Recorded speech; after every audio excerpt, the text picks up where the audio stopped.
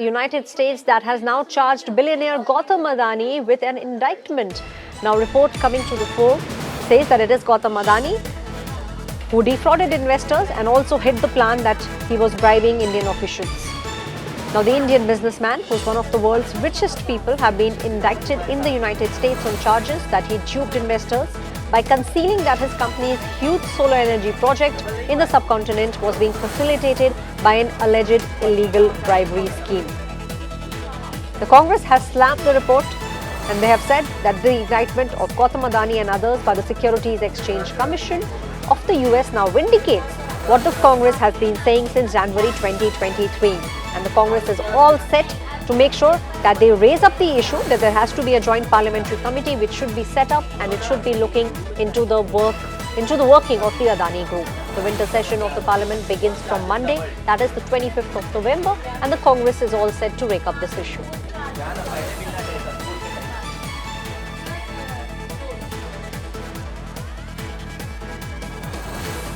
MP Manikam Chego, listen in. We had been very clear from the beginning that Gautam Adani's way of doing business has many kind of support from Mr. Modi, and the way they had been doing it here in Gujarat as well as across India for the past 10 years, or completely India's wealth has been given to Adani and its group. And now after this thing also, the U.S. Security and Exchanges Commission of U.S. indicates the demand that Congress party has been making since January 2023 for a JPC. And regarding the Modi and Adani scams, Congress party has asked many questions about various dimensions of these scams and the nexus that has been existed between Mr. Modi and Mr. Adani. These questions have remained unanswered. My colleague Siddharth Zarabi is now joining me on the story. Siddharth, the first question, how will this impact the Indian business sentiment? How will this impact the markets? Well, very clearly we are waiting for the markets to open, but this is likely to have some sort of impact as far as the shares of the Adani Group are concerned, because of the nature of the indictment and the allegations that are contained in it. In the past also, when we have seen the Hindenburg report being released, stocks of the Adani Group had been very adversely impacted.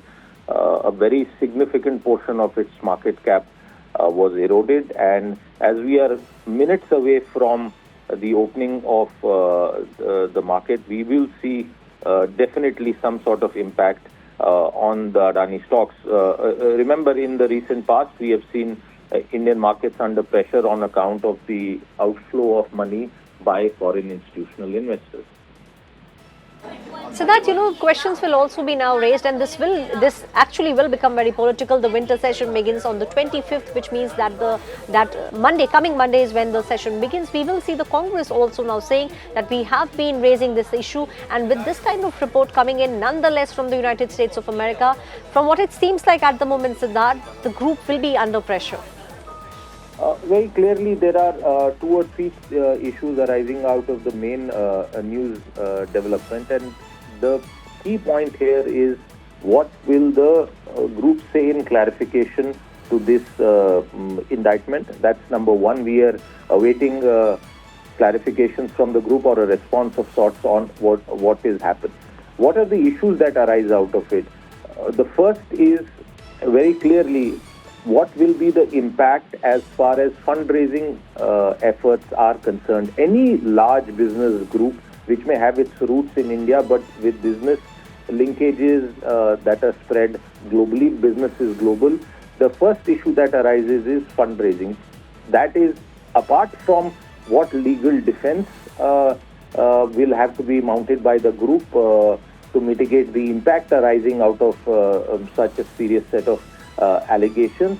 And as we have seen in the past, that if a group is accused, then fundraising as well as participation in various government contracts also comes under question. So we are awaiting clarity in this regard. There is also an element of US law with regard to shareholder protection that I guess will get triggered, and we will have to wait for those details to emerge in the next few hours.